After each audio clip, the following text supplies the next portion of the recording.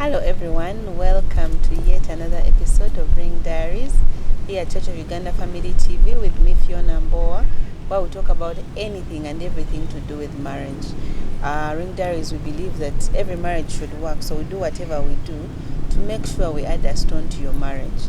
And we do that by bringing you real people, sharing real experiences about things that we have gone through or things that we've seen people go through to make our marriages better. This evening, I am hosting one beautiful lady called Diana Tubihamwe Musinguzi. You're very welcome, Diana. Thank you, Fiona. Diana has been married for 17 years. I've been here very jealous about her being married that long and having teenagers. But thank you very much for your time, Diana. That's welcome. How is marriage? For those who are wondering, 17 years is a long time. How is marriage? Thank you, Fiona. I'm very grateful and humbled to be here. Marriage is a beautiful thing. One, because everything God has created is beautiful. And we know that He's the one who really created marriage, and it's His will. So marriage is good. And we, the people in it, have a lot to do on how good it becomes for us. Yeah, but if we don't remove the author of marriage from the midst of it, then it's a beautiful thing. And what usually brings thorns to marriage is because we've removed the author of marriage from his place. But otherwise, in its original form, marriage is beautiful. It's a beautiful thing. Yes. For those who are not married, please get married. It's a beautiful thing. So today, this evening, we're talking about technology in marriage, or technology and marriage. And we're going to just understand what technology is. What is it? How has it helped our marriages? And how is it spoiling our marriages on the other hand? And then I think let's start by telling our viewers, when we talk about technology, what exactly are we talking about? Okay, a simple definition: technology can be called the application of scientific knowledge into practical solutions. We have tangible and intangible technology. Okay, then in a language you can understand. Okay, this scientific knowledge can give products so that some are tangible. For example, our mobile phones, the cars we use, our TVs. Even cars are technology. Yes. Because I imagine from way back it has been a process. Yes. Yeah, where people use carriages, they use chariots, and here we are. Cars and Horses. aeroplanes. All that is technology. But there are other forms of tangible technology. The gadgets in our homes. We have percorators that boil for us tea in minutes. We have washing machines. We have flat irons that are electric. We have also those charcoal boxes. So meaning there has been application of scientific knowledge to give us this kind of technology. But there's also the one that is not tangible, and one that has changed our times the most is the internet. It's not tangible, but we know it's an advancement of scientific knowledge. So there's the internet, there's social media space, there's software that makes work easy. So all that we can simply call technology. Shockingly, every time I didn't think that. I think every time I talk about technology, my mind goes to social media and the phone. I'd actually never thought about the gadgets and the cars as technology. Okay. How is it technology? Well, I think it is technology because once you go to the definition, there's been application of scientific knowledge into practical solutions. Okay. So now, what is the practical solution here? People needed to move from place to place, and in times past, some just walked. There are those who had animals that could help them be mobile, donkeys, horses. Then there are those other like the carriages. They are drawn still by a horse. So over time, of course, it has changed. Imagine that technology of a carriage, maybe not motorized, or the canoe on a lake, not Yeah, you motorized. just have to. Yes, but people had to move. So over time, I believe that knowledge from people exerting themselves and to finding solutions, that's what makes cars technology. They've moved from one place to another, and they keep getting better. Yes. Yeah, someone had to move from Kabale to Kampala on you know. foot. The pilgrims do that, but in what time? What time How would long it take? take? Yeah, to reach this place from a place as far as Kabale or Kisoro. So I think that's why it qualifies as technology. It actually does. Yeah, science has been applied, a practical solution has been given. Yeah. Okay, thank you very much, Diana. So, is technology important to our marriages? If so, how? Yes, it is. First of all, we would ask ourselves, is it important to our lives? Yes, it is.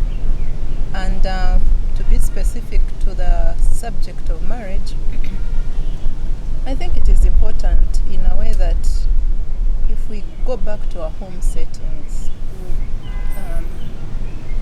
you mentioned that the easiest thing you think about is maybe social media when you think of technology, or phones. Actually, I think for most people, not only phones, you, yes. When we talk technology, we immediately think about our phones. Or computers. Computers. Yes. So these gadgets that we see in our homes, starting with our mobile phones, have made communication easier. For example, you can move from your home and be able to communicate with your assistant at home or the helper at your home. You'll be able to give an instruction while you're away from home. That's one of them. You say, for example, I need you to do this. By the time I'm back, I take off. Yeah, I take over from there. And that makes it easy for you instead of having to find an alternative. First to reach home and then put the bins at put 6. the dry bins. Yeah, so it has made communication easier in our homes. Then on the light of marriage, once we are separated from each other, for those couples who live in the same place, are blessed to live in the same place all the time, it also helps us to keep in touch.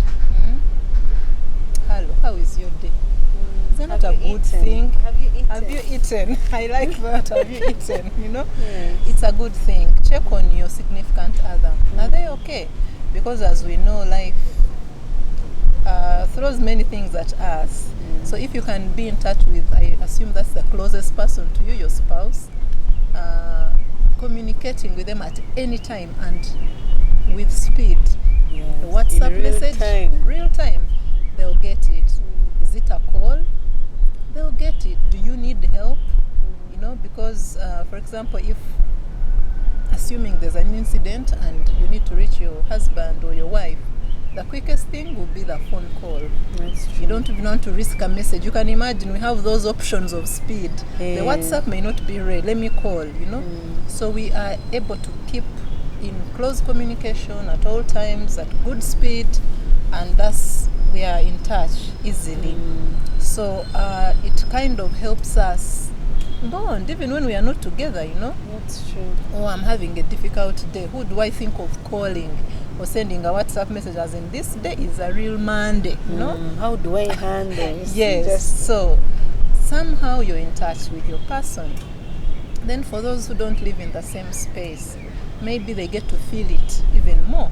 If I am working from Kampala and then my spouse is at another place in Uganda, these phones here help us.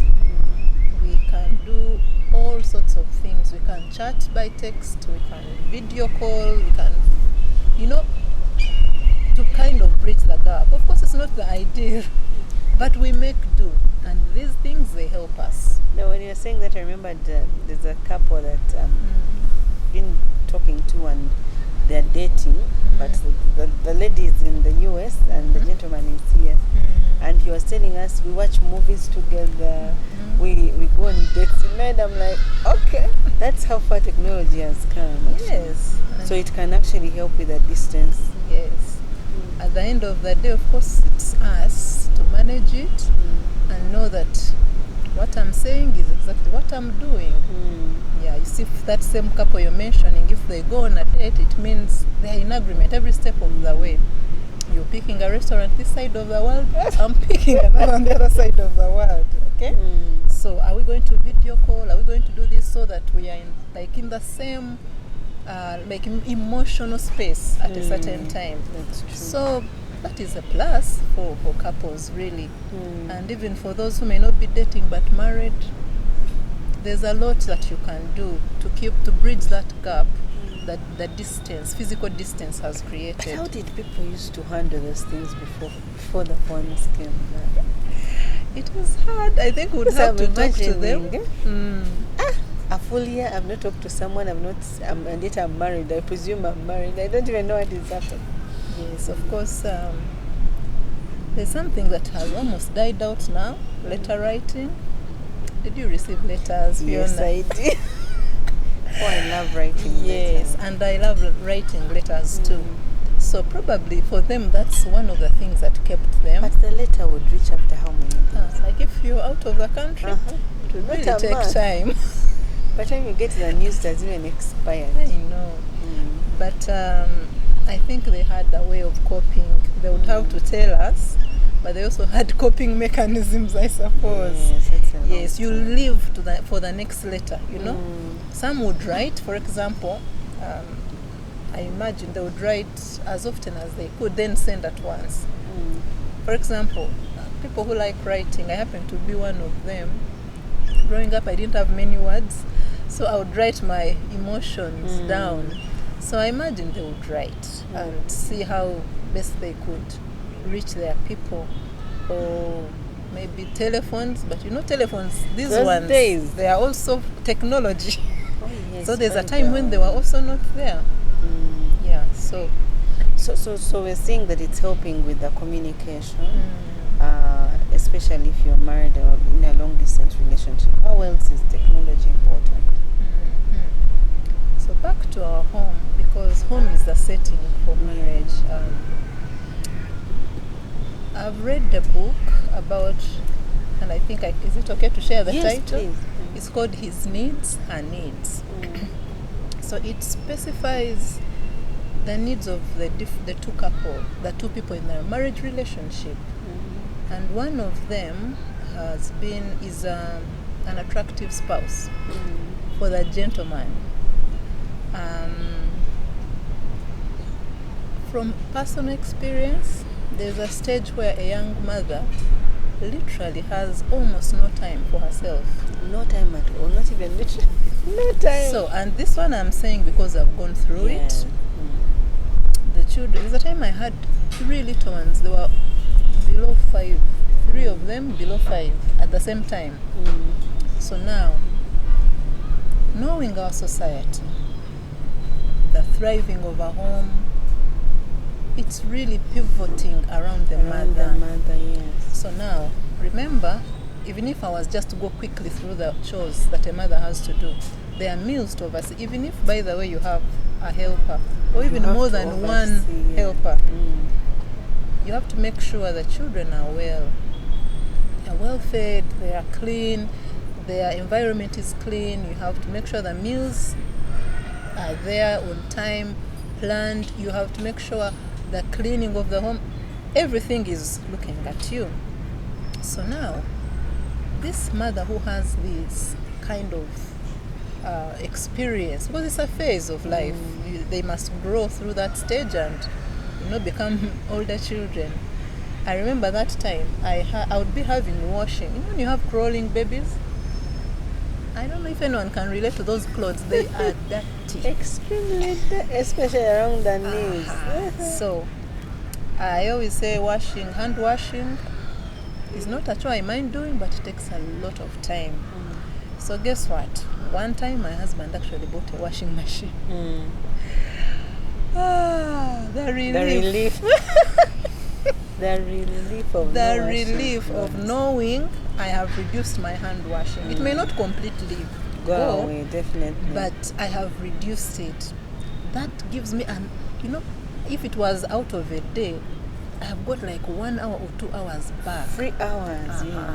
yes. So now that time, assuming we are breaking off blocks of time, I can say, okay, let me have a beauty rest. You've heard of beauty rest, beauty Yes, sleep? yes. So in that time of rest, I am re-energized emotionally and physically to be a better companion to my husband. Also, I can dash to the salon, do something with my hair. I'm telling you, there are times There are those moments when you're like, okay, let me go and Select change. You see? yes, You feel going to the salon, you even feel guilty because of like so I'm much wasting time here that is on your sitting. plate. So if you have these other gadgets in your home that can make cooking quicker, cleaning quicker, the vacuum cleaners, you know, you have I've mentioned the perforators, you have The microwaves, the the you know, ovens, all that, the grinders, blenders. I'm telling you, you realize that for a mother especially, now me being a mother, that really eases your work and can make you, like I said, a better companion to your husband. I believe also it benefits the man. Definitely. Because you see, if you have a better wife emotionally, you know, physically, A rested wife. rested, you know, sometimes you come back to someone whose wires seem to be off, but you don't know why they are off. They've had a day that you know they can't explain. So for me, I think to a marriage relationship, this managed well, whether be it the phones, be it the gadgets in our homes, once they are managed well, they ease our lives and they make our relationships better. Okay. What else does technology do? Yes, we've seen it eases communication, and now that's a new thing. I didn't know that was technology. The fact that we are better wives because we have gadgets to help us. What else does this technology do for us? There's something called information, and maybe even the viewers of Family TV will admit that they've learned some things from TV. Yes. TV is part of technology, whether satellite TV. I think we graduated from analog, so we are we are digital, and that is a very good thing. One, they are teaching shows. Okay, I have seen teaching shows on different TV stations that specifically address marriage. So I will not be in my little world, in my home, or maybe with what my Senga told me. And that's enough. And that's enough. I think I'm doing know. my best, or thinking it's enough. But with the advancement of technology, these TVs, sometimes even the internet, you get useful information that can add value to you. Managing your time, you know. Recipes for cooking. Thank that you is very usually much. You the go-to understand? place. Yes. So and we know how food is a key thing really in a home, in marriage, you know. So that is of relaying information that comes with technology really benefits the married couple, because you can easily access information. You can Google, you know, Mr. Google, sir. And the information is what do there. I cook for my husband today? It will even give you an answer. Suitable recipe for this celebration. You know, how can I do something different from the norm, you know, the usual matoke in banana leaves, and you know, what can I do that is different? All that really adds some value to a marriage. And then there's self-improvement. I keep using the example of mothers because even the Bible says that a wise woman builds her home. You know, so you see that the responsibility of building a home is on the woman. Without saying it, the marriage kindly heavily lies on the woman. Even the marriage itself. Even the marriage itself, yes, it kind of puts a lot on us. So we've seen people who have been at home taking care of their little ones, okay, but also advancing their careers. One, how do they do it? They do courses online. They don't have to physically be in those lecture rooms, in those learning spaces. But because of technology, the internet, these gadgets, tablets, iPads, mobile gadgets, she's able to block off a bit of time and study. As a child sleeps. If they're like mine, they don't sleep much, but you find a way. You see, you find a way, and then you improve yourself. Because in our current state of affairs, most families cannot really survive on one income. The demands are many. There's school fees, there's accommodation, there is the daily running of a home. So for a husband to have a helper who can also be a helper financially, it's a good thing. It gives him a pillar of support. So if this lady married can advance her career without really leaving her home, she's getting at a better place of balancing. I can improve myself, but my family doesn't have to suffer. Not like when we had to leave home, go to the university, college, or some place. Leave your babies at Leave home. the babies, and then because you have to go and attain that paper, physically. Maybe to attain a different grade in education. So technology makes it easier. How about the aspect of the social support around us? Do you think technology does that? Yes, of course, it does. I can give an example of WhatsApp groups. Of course, not all of them are that beneficial, but there are those where you find maybe they are church-based, maybe young marrieds, okay? And that's a WhatsApp group. And in that group, you find that people support each other, sometimes without even realizing it. I may be facing a challenge in my home, okay? Maybe it's my house help. Maybe I'm failing to totally manage my children's schedules. But then if I'm part of that group, I realize, one, I'm not the only one. I'm not alone, and that faces gives you that challenge. comfort. That one already itself is a comfort, knowing that I'm not alone in the struggle of, this juggling many things. So a group like that, I'll find I can identify with other mothers, other wives who are facing similar challenges, but who are rising above them also, and moving on. So there I have that psychological support. So I can be able to push on yet another day, another month, because there's a group, may not be physical, that I am identifying with, that I share information with, that is helping me in my circumstances. Interesting. It is beautiful to understand that actually technology is important. And that reminded me of a person for everything that would happen called the husband.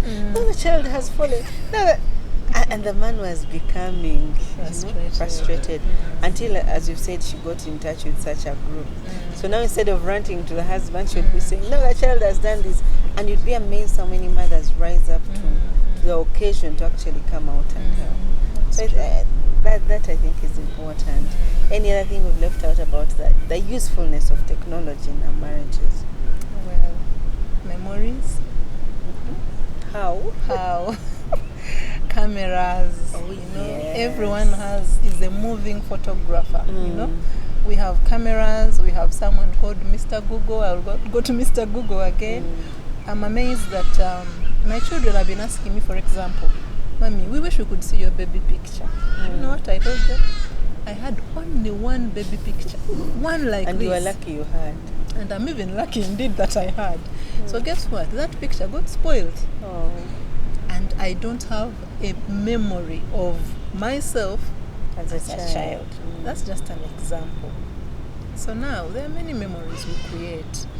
And I think the use of memories sometimes is to help us push on. Have you ever been in a bad place and you reflect on a good time and kind of it gives you strength to not rise? Yes, so couples create memories and they're able to save them. There's a time I didn't know about that Google backup.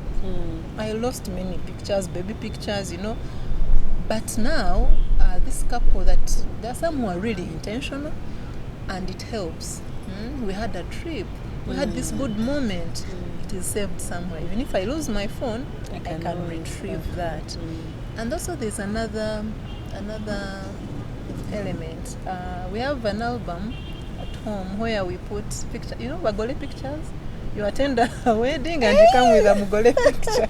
My husband used to joke that it's evidence. But this That is, I've attended this this one is function. evidence I have attended. But also, these two people, should they ever want to run away from this reality, we have evidence. And it's admissible, by the way. Like if someone wants maybe to contract a second marriage, Like that we have pictorial picture. evidence You is may helpful. burn yours, may have mine. Yes. Yeah. So the good memories, very good. Technology helps us keep them, retrieve them at any one time, and like I've said, memories keep us going. You know, yes. But also even on the security of the marriage itself, such memories are useful. Very You know, important, yes. someone wants to move to another city and marry again, but you know, I have my pictures. I have my evidence. We're going to take Yeah. a break, and when we come back, we're going to continue with this conversation about technology. I hope, like me, you have learned something that actually even that Paco is technology, and it can help your marriage, or that cooker, or that microwave. So don't go away. I'm Fiona Mbowa here at Church of Uganda Family TV with Ring Diaries.